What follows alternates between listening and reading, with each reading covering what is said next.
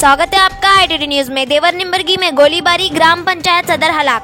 विजयपुर जिले के चौड़चन तालुके के देवर निम्बरगी गांव में आज खौफनाक वारदात पेश आई। नामालूम नकाबपोश अफराद ने ग्राम पंचायत के सदर भीमन गौड़ बिराददार पर फायरिंग की। हमलावरों ने 3 गोलियां चलाई जो उनके सर और सीने पर लगी। नतीजे में भीमन गौड़ मौके पर ही ढेर हो गए। ऐनी शाहिदीन के मुताबिक भीमन गौड़ बाल कटवाने के लिए गांव के कटिंग शॉप पर मौजूद थे। इसी दौरान अचानक नकाबपोशों ने दुकानदार की आंखों में मिर्च पाउडर डालकर फायरिंग शुरू कर दी। इस अचानक हमले के बाद मुलजिम फरार हो गए। पुलिस का कहना है कि ये वाकया पुरानी दुश्मनी का नतीजा हो सकता है। लाश को विजयपुर के प्राइवेट अस्पताल में मुंतकिल किया गया है और चौड़चन पुलिस ने केस दर्ज करते हुए मुलजिमान की तलाश शुरू कर दी है। ये वारदात पूरे इलाके में खौफ व हिर्रास का सबब बनी है।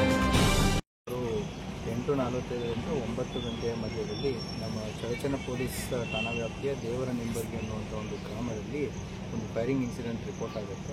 ಅದನ್ನು ಹೋಗಿ ನೋಡಿದಾಗ ಗೊತ್ತಾಗುತ್ತೆ. ಅದರಲ್ಲಿ ಭೀಮನಗೌಡ ಬಿರಾದರ್ ಅನ್ನುವಂಥ ವ್ಯಕ್ತಿ ಸುಮಾರು 43 ವರ್ಷದ ವಯಸ್ಸು, ಆತನ ಮರ್ಡರ್ ಆಗಿರೋದು ಕಂಡು ಬಂದಿರುತ್ತೆ. ಆ ಹಿನ್ನೆಲೆಯಲ್ಲಿ ಸ್ಥಳ ಪರಿಶೀಲನೆಯನ್ನು ಕೈಗೊಂಡಾಗ ಮತ್ತು ಅಲ್ಲಿ ಸೊಕ್ಕು ತುಂಬಿಸಿ ಮತ್ತು ಈಗಾಗಲೇ ಪೊಲೀಸ್ ತಂಡಗಳು ಭೇಟಿ ಕೊಟ್ಟು ವಿಚಾರಣೆಯನ್ನು ಕೈಗೊಳ್ಳಲಾಗಿದೆ.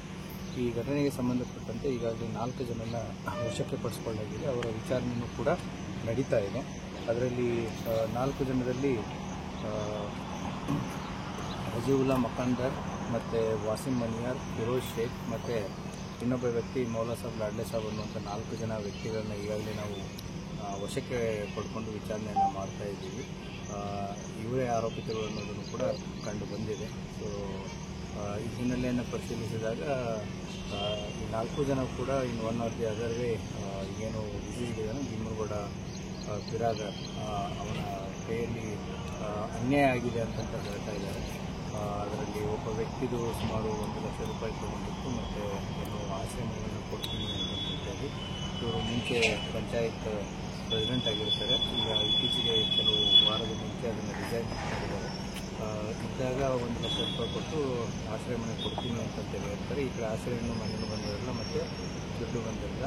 ಅದೇ ರೀತಿ ಇನ್ನೊಬ್ಬ ಆರೋಪಿತನ ಅಣ್ಣನ ಮೇಲೆ ಏನು ಒಂದು 353 ವಿತ್ ಅಟ್ರಾಸಿಟಿ ಕೇಸು ಒಬ್ಬರು PDO 2023ರಲ್ಲಿ ಕಂಪ್ಲೇಂಟನ್ನು ಕೊಟ್ಟಿರ್ತಾರೆ.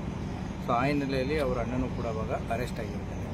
ಕೇಸ್ ಆಗಿ ಅರೆಸ್ಟ್ ಆಗೋದಕ್ಕೆ ಕಾರಣ ಭೀಮನಗೌಡ ಬಿರಾದರ್ ಅನ್ನೋದು ಕೂಡ ಇನ್ನೊಬ್ಬ ಆರೋಪಿತನ ತಲೆಯಲ್ಲಿ ಜಾಕೀರ್ ಮನಿಯಾರ್ನ ತಲೆಯಲ್ಲಿ ಇದ್ರ ಬಗ್ಗೆ ಇರುತ್ತೆ. ಅದೇ ರೀತಿ ಇನ್ನೊಬ್ಬ ವ್ಯಕ್ತಿ ಫಿರೋಜ್ ಅಂತ ಏನು ಸೆಂಟ್ರಿಂಗ್ ಕೆಲಸ ಮಾಡ್ತಾನೆ, ಇವನು ಕೂಡ ಮುಂಚೆ ಈಗ ಡಿಸೀಸ್ನ ಮನೆ ಕೆಲಸನೂ ಮಾಡಿರ್ತಾನೆ.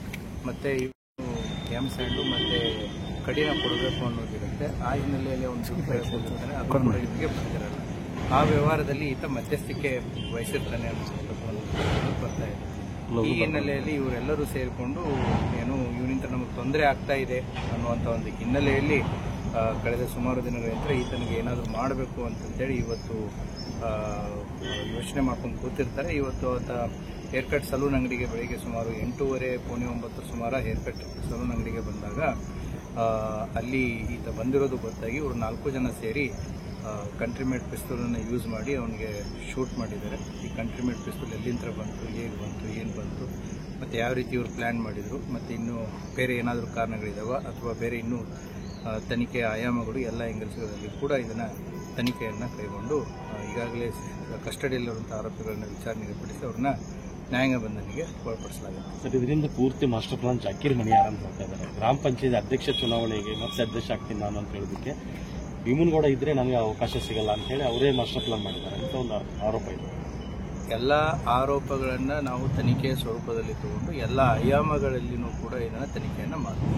ಜಾಕೀರ್ ಮನಿಯಾರದ್ದು ಇನ್ವಾಲ್ವ್ಮೆಂಟ್ ಇದನ್ನು ಕೂಡ ಖಂಡಿತವಾಗಿಯೂ ಕಾರ್ಯಕ್ರಮವನ್ನು ಕೈಗೊಂಡು ಸರ್, ಇದಕ್ಕೂ ಭೀಮಾತಿದಕ್ಕೂ ಲಿಂಕ್ ಇದೆ, ಅದೇ ಹೇಳ್ತಾ ಇದ್ದಾರೆ. ಈಗ ಪ್ರಾಥಮಿಕ ಮಾಹಿತಿ ಆಧಾರದ ಮೇಲೆ ಈಗೇನು ತಾವು ಕೇಳ್ತಾ ಇರುವಂಥ ಪ್ರಶ್ನೆ, ಭೀಮಾ ಏನು ಇವನು ಒಂದು ಮುಂಚೆನೂ ಕೂಡ ಡಿಸೀಸ್ಡ್ ಇದ್ದಾನೆ, ಮುಂಚೆನೂ ಕೂಡ ಮರ್ಡರ್ ಕೇಸ್ಗಳಲ್ಲಿ ಒಬ್ಬ ಆರೋಪಿ ಇದ್ದಾನೆ.